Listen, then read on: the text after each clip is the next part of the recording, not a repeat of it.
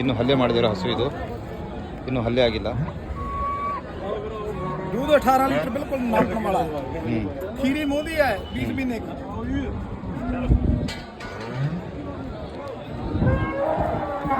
हल्ले ಮಾಡಿದಿರೋ ಹಸು कितने दिन लगे थे?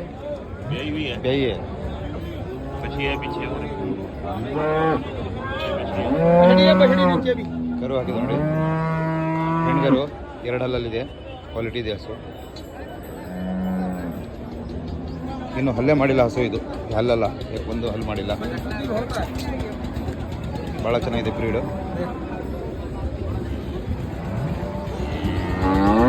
ಯಾವ ರೀತಿ ಇದೆ ಅಂತೇಳಿ.